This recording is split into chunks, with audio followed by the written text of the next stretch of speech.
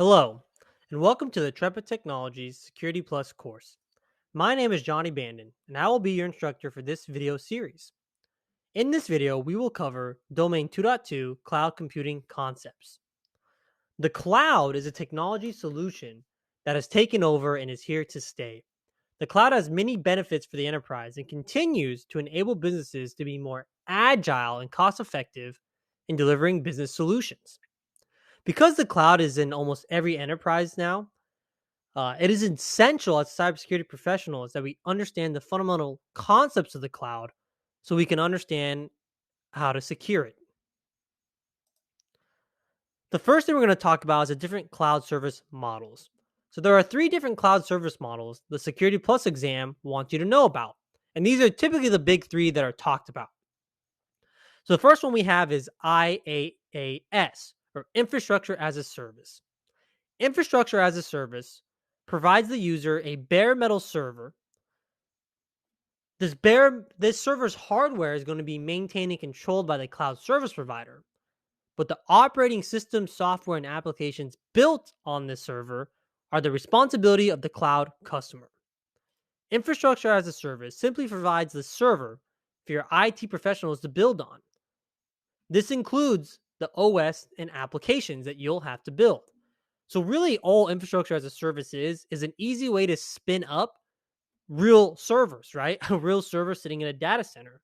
But instead of you incurring the power costs, the maintenance costs, the HVAC costs, you just have a bare metal server sitting out in the cloud somewhere in an AWS region or zone, or Google Cloud, or Azure, whatever your flavor is. These bare metal servers, as far as a security perspective, you are responsible for them. So the cloud provider is not responsible for the operating system or the tech part of securing. The only thing they're responsible for is their data centers staying online, and there's no break-ins, which the break-ins usually don't happen. If they have happened, I'm not aware of any. The next one we're going to talk about is PaaS, Platform as a Service. Platform as a Service provides a platform pre-built for developers or IT operations to deploy code and applications rapidly without the burden of configuring the back-end databases or operating systems. So let's say you need to spin up a SQL database quickly for an application your enterprise has deployed. You can use Platform as a Service, where that cloud service provider will give you the compute, the storage, with an operating system already installed that's ready to do SQL database functions.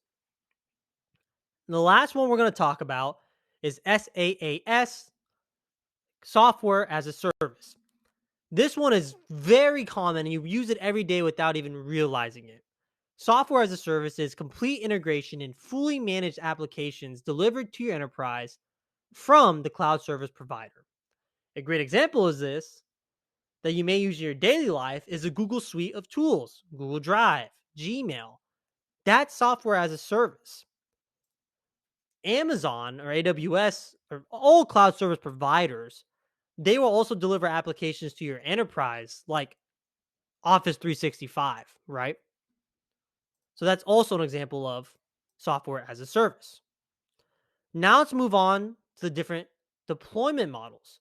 Now that we've gone over the service models, right? The service models, we got to go over the different deployment models. So let's dive into this. The public cloud is the shared infrastructure between all tenants in the cloud. In a public cloud deployment, everyone's data runs across multiple servers in the cloud's data center. The public cloud is typically what you will see when you begin to integrate the cloud into your on-premise infrastructure.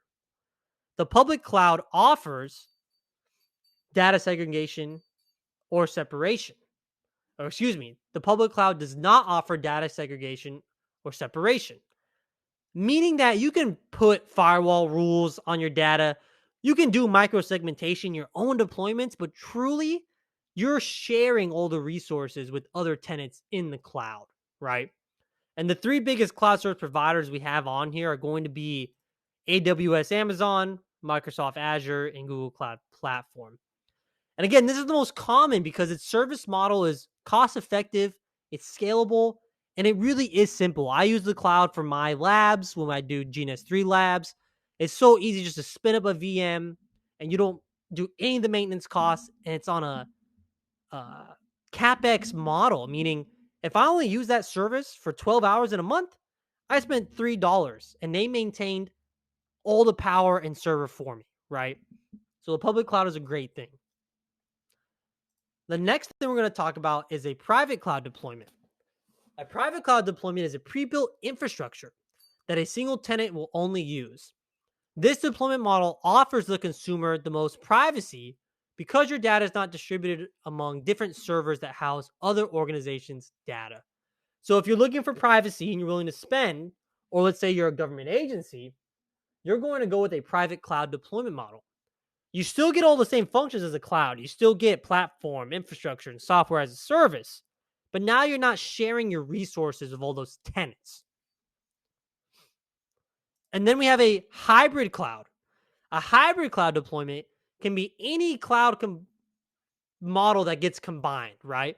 So if you're combining private and public, if you're combining community and public, it can also describe an on-premise and off-premise cloud deployment on the enterprise.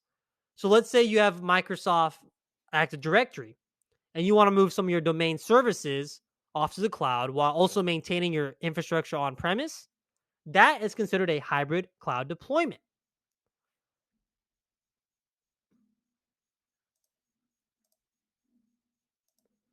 The other cloud deployment model we're going to talk about is a community cloud. A community cloud is shared between organizations with similar goals and work in the same industry. Typical example of this is colleges doing shared research together on a project. So there is no intellectual property rights or nothing like that. They'll pull together their finances, really, their money, to deploy a community cloud for their infrastructure. So it's kind of like almost a private cloud, but for multiple different people, right? So two universities, let's say Harvard and Stanford, they're working on some real brainy tech solution, right? And they need to run their servers. They need a private solution, but not separated from the partner university. They can do a community cloud deployment. And then we have the cloud service providers. So there are many different cloud service providers. How you choose which CSP to go with depends on your organizational needs and which CSP can best accomplish business goals for your organization. So here's our top 10 cloud providers. AWS, as of this recording, dominating the market. Azure not far behind, and then Google Cloud. And then we have our other cloud service providers down here. All right, now getting into managed services. So managed services are IT companies that supply outsourced IT work for organizations without the need or the money for internal IT staff or structure. Sometimes an organization can only outsource parts of their IT infrastructure to cut costs or to be more efficient with their resources. So sometimes you'll still have your IT staff, but you may outsource some functions, right? And that'll save you money and cost. An MSP provides managed IT services, while an MSSP provides managed cybersecurity services. So MSP being managed service provider, MSSP being managed security service provider. Then we have our example here. So a mom and pop bakery, their needs have skyrocketed. They're not IT guys. They can't hire an IT person. So they go to their local MSP in the area. MSP is going to write up a business partnership agreement, an SLA for their services. And now that MSP and bakery enter into a contract for managed IT services. And now the MSP now has a team of IT or security professionals to maintain and manage the bakery's IT systems. Edge computing is a concept that describes putting more data processing devices with more computing and storage resources at remote sites that do not have a strong internet backbone. So imagine we have a plant way out in the sticks, right? Because that's where cheap land is. Well, there may not be a strong internet services out there for all the data processing they do in the cloud. So we can put edge devices that have those compute and storage resources in the factory to do a lot of our processing instead of using that bottlenecked internet connection. And then we have our different virtualization strategies. So, virtualization has been the go to solution for organizations in the past decade to best utilize their resources, really, even beyond the past decade. There are different types of virtualization out there. And as far as using virtual machines, there's two different type of hypervisors we use. There's a type 1 hypervisor, and that's going to utilize the resources the best in virtualization because it's going to install a virtualization software on a bare metal server. That hypervisor software will then be configured to distribute resources among multiple virtual machines. So let's talk about this type 1 deployment. So essentially what you're going to have is a bare metal server with all of its compute and storage resources, and you're going to install that hypervisor engine like ESXi provided by VMware. And then you're going to use, let's say, like a web-based dashboard like VMware vSphere Client to manage that hypervisor to deploy multiple guest VMs or virtual machines. So there is no host OS on a type 1 hypervisor. It's just that hypervisor engine. And then you have a type 2 hypervisor. It's not as efficient as type 1, and it's typically not used for enterprise level deployments. This is going to be software that's installed on a host OS, like VirtualBox, right? Or VMware Player. And then that hypervisor application will run the guest VMs on top of that host operating system. And then we have a new kid on the block, which it isn't too new now. You know, we're talking July 15th, 2022 at the time of this recording. Containers are software packages containing all the necessary elements to run in any environment. Now, what do we mean by this? So containers or containerization allow developers and IT operations to deploy and provision applications in record time.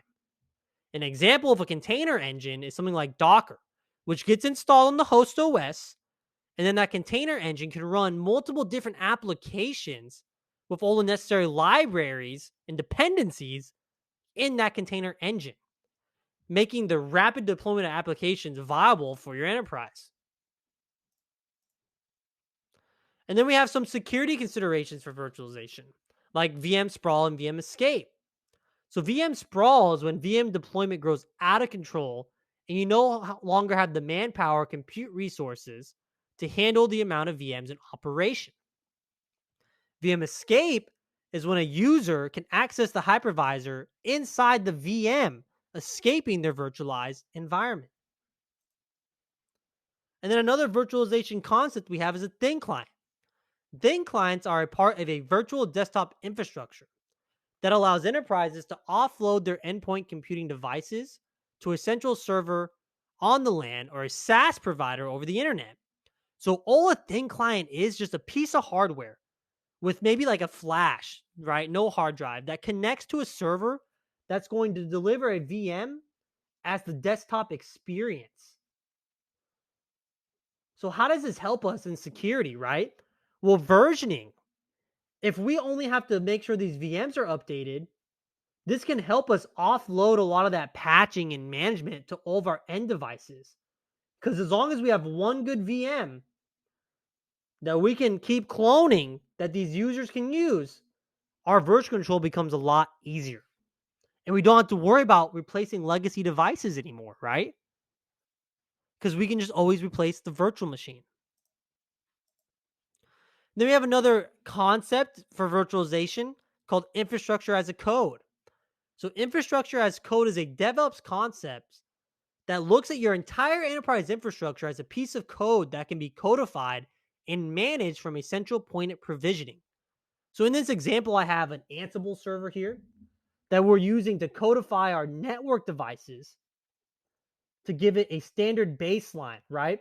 So one Ansible server looks at the network holistically and views that individual routers as just a part of one code base and uses that infrastructure as a code methodology to configure and provision network services, or really routers and switches across the country or across your enterprise. Then the last thing we're going to talk about is SDN. Software defined networking is a new concept that breaks away from traditional networking, where an administrator deploys, manages, and configures network devices from individual CLI sessions. Software defined networking decouples the control and data plane in a network environment and uses a centralized server for all routing policies, security policies, and version control.